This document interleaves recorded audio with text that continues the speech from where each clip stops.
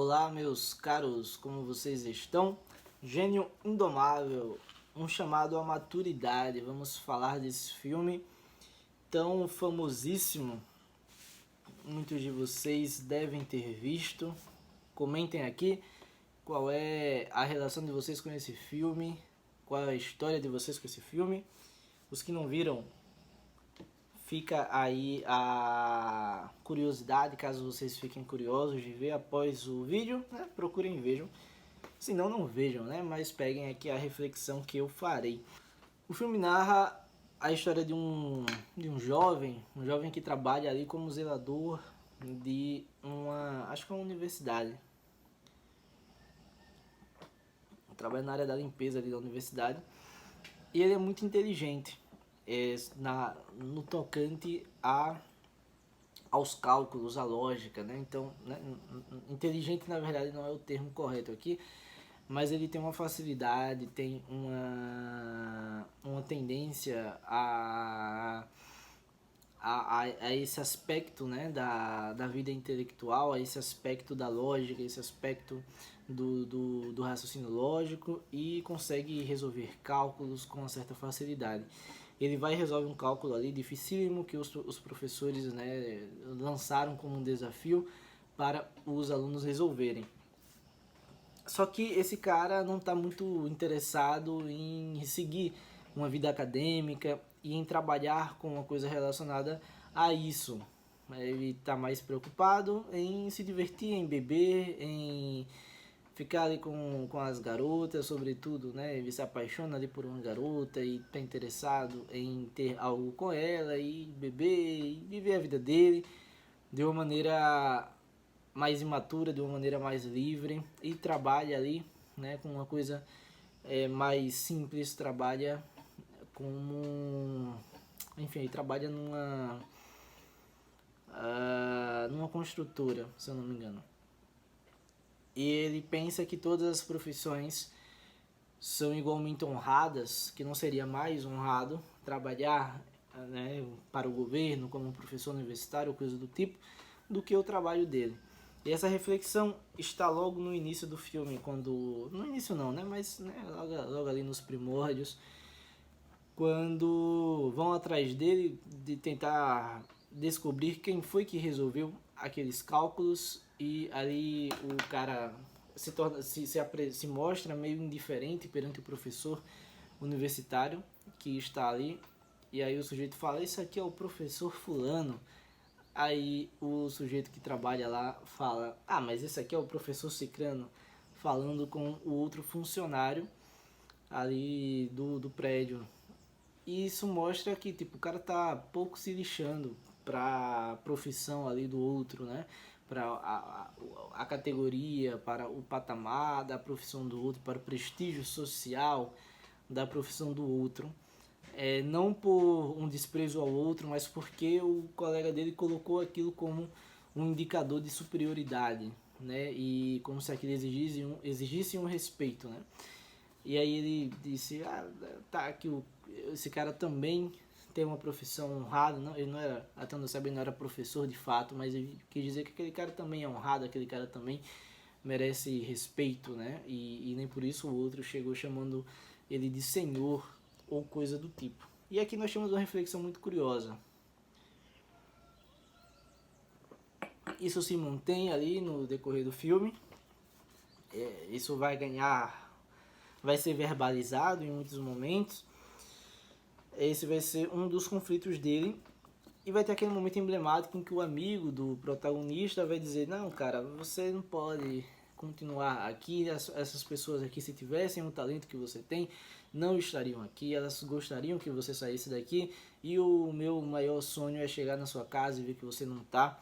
Em uma fala que, quando vai pro final, ele vai lá na casa dele e de fato não tá. É algo que é até um pouco forçado.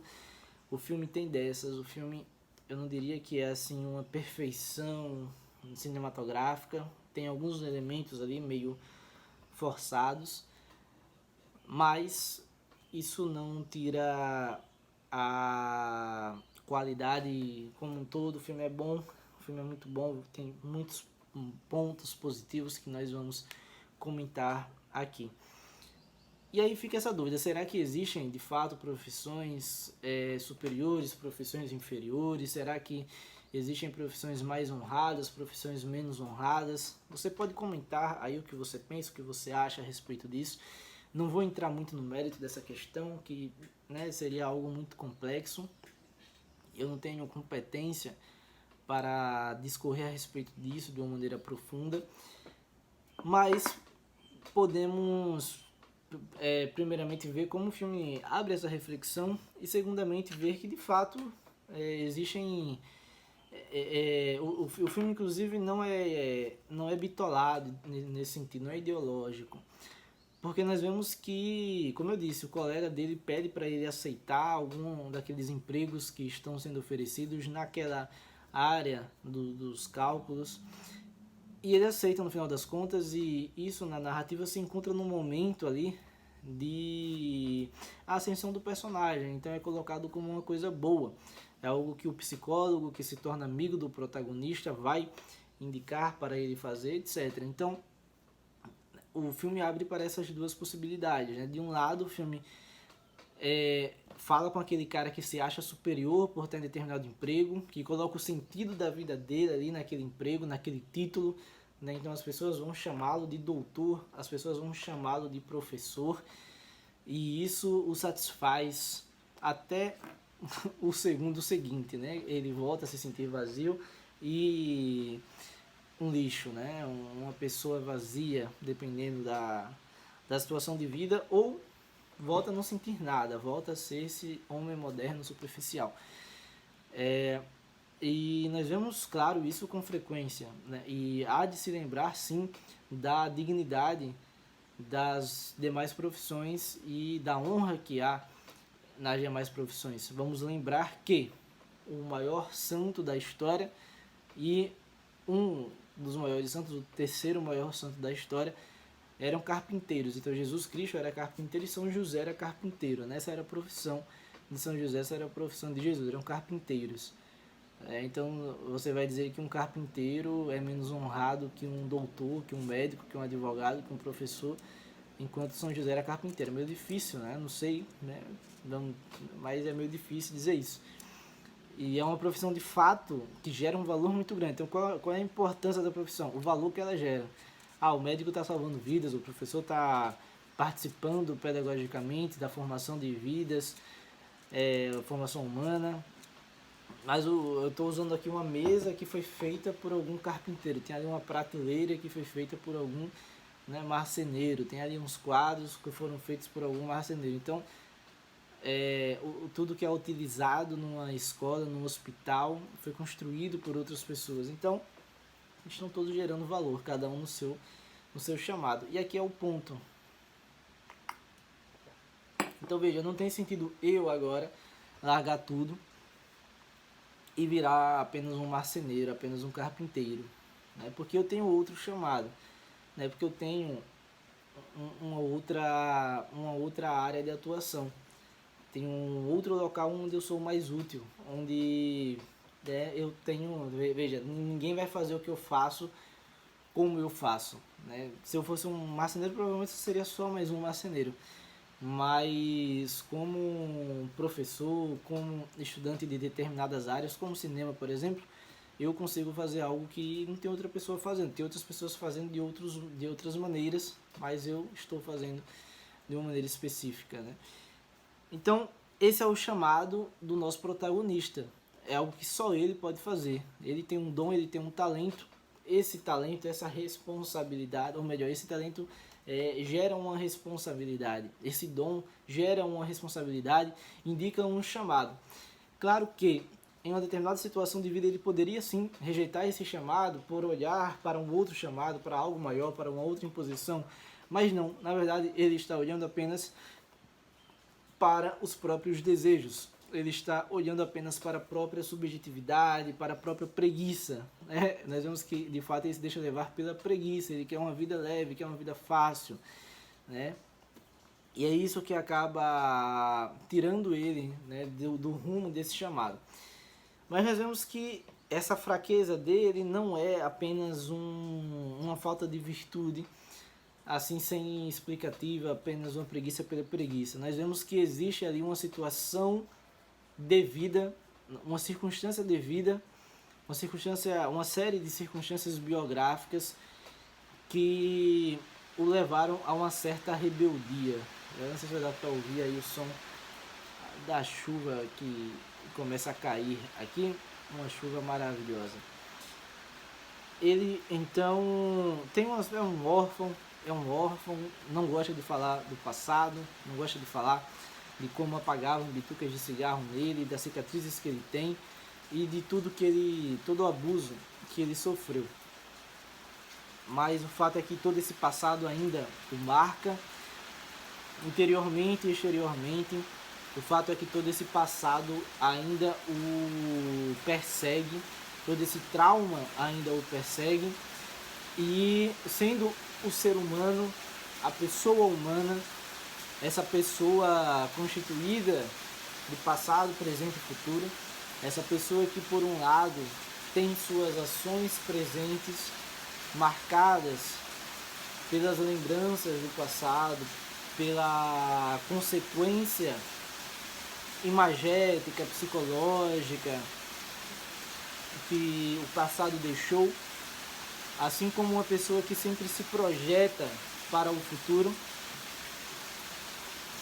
ele vive essa tensão dos traumas e ao mesmo tempo o projeto para o futuro dele está obstruído. Então ele não consegue olhar para o futuro criando expectativas, criando projetos, criando um planejamento e vendo como é que ele pode ser mais útil, ser mais pessoa no futuro, qual é o chamado que ele tem. Ele acaba olhando para o futuro de um modo muito fugídio, muito evasivo, porque o passado dele leva a isso. Então, do mesmo modo como ele quer esquecer o passado, não gosta de falar do passado, ele também quer, por antecipação, meio que esquecer o futuro. E isso, obviamente, afeta o modo como ele vive o presente. Então, tem aquela cena que ele discute com a sua namorada e ele é extremamente arrogante, extremamente inadequado. Então, ele não se coloca numa posição de homem ali que vai transmitir algum sentimento de proteção. Pelo contrário, ele que deveria ser essa figura se coloca na posição de agressor pelo modo como ele se porta. Então as ações dele no presente são totalmente obstruídas por conta de toda essa falta de assimilação biográfica que ele vive em seu interior, né? E claro que é compreensível. E justamente utilizar esse personagem para treinar esse olhar de compreensão é fundamental. Então, do mesmo modo como, né, um professor olha para um aluno bagunceiro, complicado, e tenta ver ali a pessoa que reside ali, os problemas que residem ali.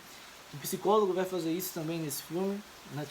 Aí nós temos aquela cena emblemática, né? Não é culpa sua, não é culpa sua.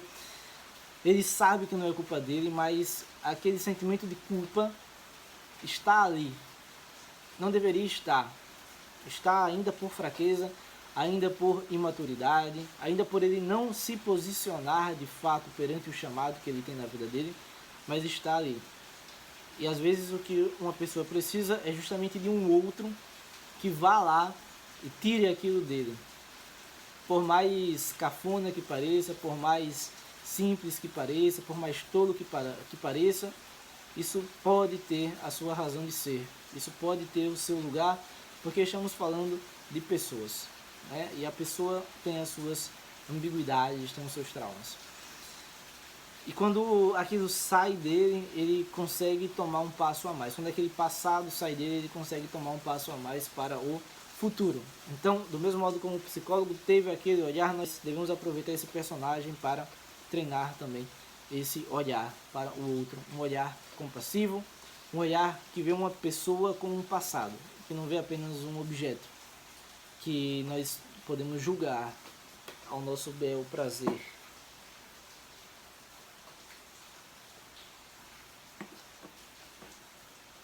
E aqui a cena que eu destaco é a cena onde o professor conversa com ele o psicólogo, né, o professor conversa com ele e fala pra ele como ele é imaturo, fala pra ele que poderia falar de uma coisa, mas ele não entenderia, poderia falar de outra, mas ele não entenderia. Então ele começa a falar de coisas da vida adulta, começa a falar da perspectiva que ele tem já, né, de uma longa vida, de uma longa jornada, e mostra como o outro ainda é muito jovem, como a visão que ele tem daquelas coisas ainda é uma visão muito jovem. E isso é uma revelação para o protagonista de que, veja, por mais que você tenha os seus problemas, a sua dificuldade, você precisa responder a essas questões com maturidade. Você tem um chamado aqui à maturidade, à elevação, a superar essas coisas. E por mais que você vá continuar sofrendo por isso, você não pode se render, você não pode se rebaixar, você não pode agir como se você tivesse o direito, porque sofreu, de ignorar as outras pessoas. Pelo contrário, você não deve reproduzir aquilo que você sofreu, você não deve retransmitir aquilo que você passou. Você deve quebrar esse ciclo, você deve agir diferente, você deve servir aos outros, né? Servir os outros de uma maneira boa, de uma maneira esforçada, de uma maneira competente. E ao longo da vida você vai adquirir um novo olhar para algumas coisas. Esse é o processo de amadurecimento. Então, quando se fala de amadurecimento, se tem muitas possibilidades e hoje está tudo muito confuso, né? A verdade é que o amadurecimento é o desenvolvimento de virtudes. E isso é refletido nas menores coisas. Claro que, por conta de pormenores, de particularidades, de personalidade, de vivências específicas, uma pessoa pode ser um adulto, pode ser maduro, pode ter virtudes e em alguns pontos ainda não ter desenvolvido uma posição, né, que se espera de um adulto. Então, uma certa coragem, uma certa autenticidade, uma certa força de personalidade para algumas situações, para algumas vivências, para alguns pensamentos. E isso pode denotar ainda a juventude. E com o tempo ela vai começar a perceber a tolice de algumas coisas e começar a desenvolver também ações mais condizentes, né? Então um homem que vê a sua esposa sendo humilhada, sua namorada, né? Bora falar dos jovens aqui. Um jovem que vê sua namorada sendo humilhada e consegue se portar contra aquilo e consegue defendê-la, né? Ou alguém que passa por uma humilhação e consegue rir daquilo, consegue ignorar aquilo, ou alguém que está fazendo um trabalho, exercendo uma tarefa e se empenha com uma atenção ao fazer aquilo, que tem uma certa prática com aquilo e que faz como que não está fazendo nada e ao mesmo tempo não comete nenhum erro porque fez com atenção e cuidado. Então essas coisas são coisas que a gente costuma ver como uma pessoa madura, né? Como coisas de uma pessoa madura. Mas não se resume a isso a maturidade, né? Por outro lado, uma pessoa pode ter essas coisas, pode desenvolver essas coisas e na verdade ser uma pessoa egoísta, ser uma pessoa soberba, ser uma pessoa materialista, ser uma pessoa indiferente, ser uma pessoa mesquinha e ter vários e vários problemas, né? Por outro lado, um jovem pode ter tudo isso de negativo que eu falei antes, né? Não ter coragem, não ter personalidade e ser uma pessoa virtuosa. Então, enfim, né?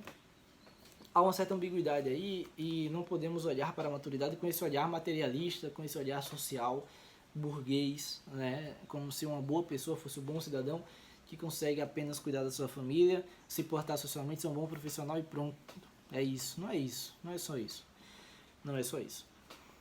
E aqui nós vemos um chamado desse cara, desse jovem, a ser maduro, ter essas características sociais. E se fala de maturidade porque ao longo da vida é que costuma se aprender essas coisas, por mais que dê sim para se aprender o quanto antes, né? Que é o que está acontecendo aqui, apesar de o cara já ser um tanto, né, já está na hora também de crescer, né?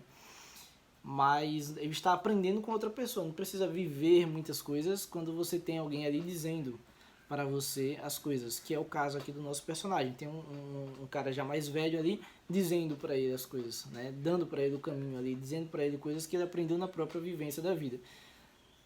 Então, quando ele fala que deixou de ir para um jogo de futebol para ficar com uma garota pela qual ele tinha acabado de se apaixonar, para um adulto é óbvio.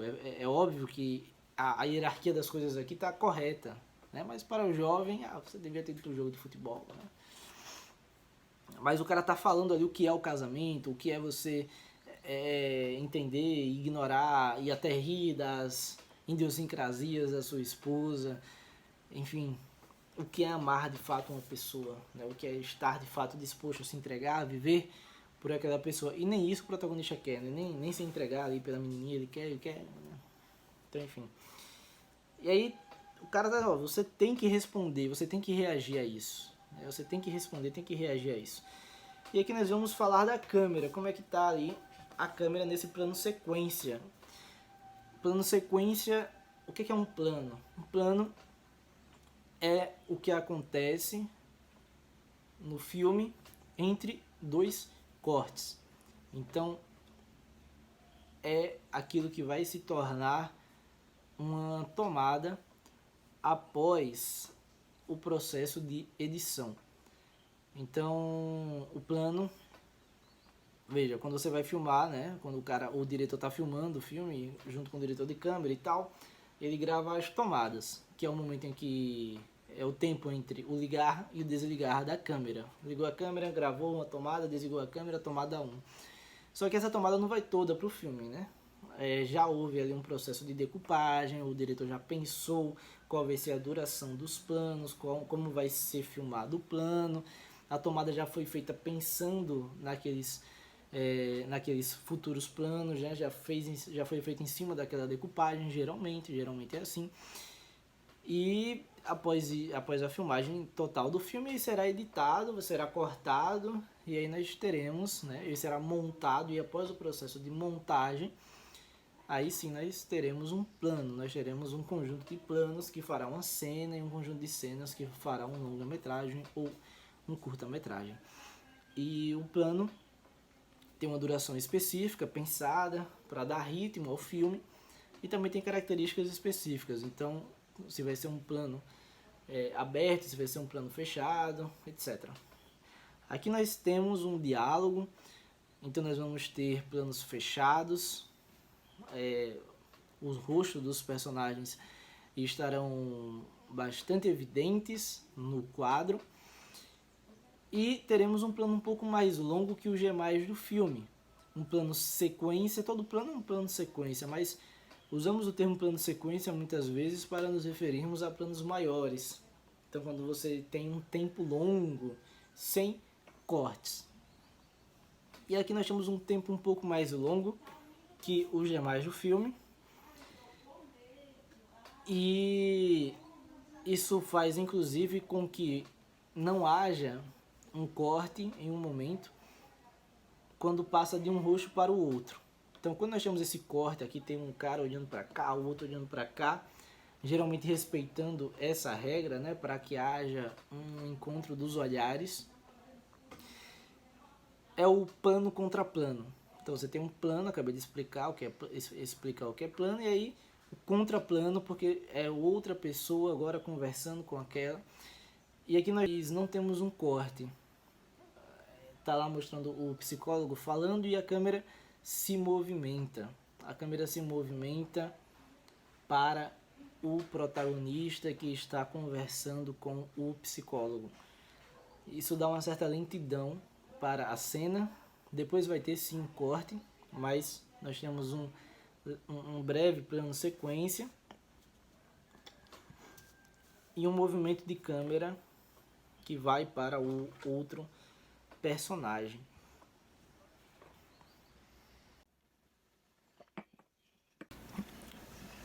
E além disso, ainda temos um plano fechado no rosto do protagonista.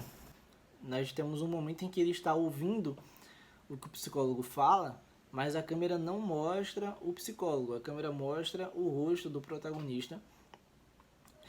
Em alguns momentos esse plano detalhe no rosto dele se repete e nem sempre ele é muito preciso, me parece que nem sempre é muito preciso. Às vezes eu achei exagerado, desnecessário para gerar um certo sentimentalismo. Mas nessa cena eu gostei. Nessa cena eu gostei. Ele está ouvindo ali atentamente o que o psicólogo está dizendo. E aquilo vai dando um certo impacto para a cena. Então qual é o objetivo aqui da câmera, né? A câmera que faz esse zoom, a câmera que se movimenta mais lentamente e a câmera que fecha nesse diálogo.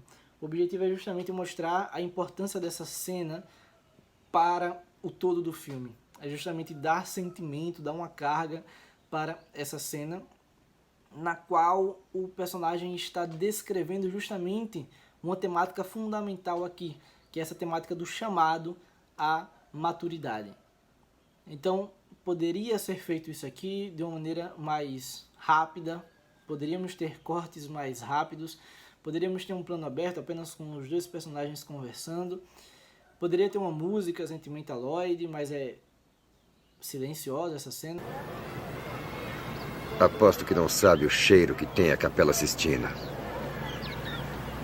Nós não ouvimos nenhuma música. E tudo isso dá uma sobriedade para a cena, ao mesmo tempo em que demarca o forte sentimento que ela tem, até mesmo por conta do gênero do filme e do tipo de filme que quer ser feito, do tipo de público que quer ser alcançado, ou do estado em que o diretor quer deixar esse público, que é de fato um estado mais sentimental, né? E que não tem nenhum problema nisso, e não há nenhum problema nisso, isso é alcançado da devida maneira, né? Outra coisa muito interessante que nós vamos ver no tocante à técnica do filme é a sobreposição de imagens. Há uma cena em que o protagonista está olhando ali para um quadro na sala de consulta do psicólogo. E naquele quadro tem um sujeito isolado num barco, e em algum momento ele até vai e fala pro cara, né, que ele é aquele cara isolado no barco, com um certo pedantismo, né, é um sujeito pedante, né, convenhamos, o nosso protagonista é pedante, e o psicólogo até menospreza esse comentário que ele faz sobre o sujeito isolado no barco. E depois tem uma sobreposição de imagem para, de fato, o psicólogo isolado em casa lá, né, sofrendo. Porque aí também tem um drama dele, ele também perdeu a esposa e tudo mais. E de fato ele vive uma vida solitária, mas ele reage a isso ajudando as outras pessoas e vivenciando e exercendo a profissão dele. Ele não vai exercer uma profissão qualquer, ele vai atender ao chamado, né? Uma coisa que só ele pode fazer. Quem iria fazer aquilo como ele faz? Ninguém. Ninguém. Então, essa sobreposição de imagem faz uma ligação de fato do quadro com o psicólogo e do personagem, da fala, né, do personagem, com esse impacto visual que tem a cena. E eu vejo uma semelhança até com coisa da matemática. No começo do filme tem várias sobreposições de imagens, vários números e tal. E na matemática, o modo como o raciocínio matemático funciona e as contas funcionam traz um pouco dessa imagem da sobreposição, né, de vários pensamentos ali se sobrepondo e tudo mais. E eu acho que isso traz para o filme um ambiente assim, lógico, sentimento da lógica, e alguém que tem interesse por essas coisas, por matemática, por lógica, vai se sentir familiarizado. E isso faz com que a experiência do filme seja mais próxima daquilo que se pretende, né? Nós temos um ambiente ali onde os personagens vivem e nós passamos a viver um pouco também naquele ambiente. Então o filme constrói toda essa narrativa caótica e, após todo esse caos, há um processo de redenção, há um processo de organização das coisas, das ideias, e o nosso protagonista então vai sim trilhar um caminho de redenção, de pedir desculpa, de reconhecer os seus erros e de superar o seu passado. Então fica a lição, fica a reflexão, fica o pensamento positivo, digamos assim, que esse filme traz, e isso é uma coisa boa de fato, e fica a experiência cinematográfica aí que você pode ter com este filme. Então, se você quer conhecer mais a respeito das técnicas cinematográficas, a respeito da gramática cinematográfica e gosta dessa abordagem que faz sempre um link com a condição humana, que reflete sempre a respeito da condição humana, da vida humana. Então participe do evento de lançamento do meu novo curso, a Gramática Cinematográfica. O evento de lançamento é totalmente gratuito, será online, será no Instagram. Então se inscreva aqui através do link, né, que estará aqui na descrição do vídeo. Se inscreva aqui no canal também, curta esse vídeo, compartilhe esse vídeo. E por que se inscrever? Bom, você vai entrar no grupo de WhatsApp, lá eu darei as informações a respeito de como será o evento, você será lembrado do evento, né? Garanto que você não irá esquecer, e também direi ali algumas novidades a respeito do curso mesmo, a gramática cinematográfica. Você vai entender como vai funcionar, como você pode entrar e tudo mais.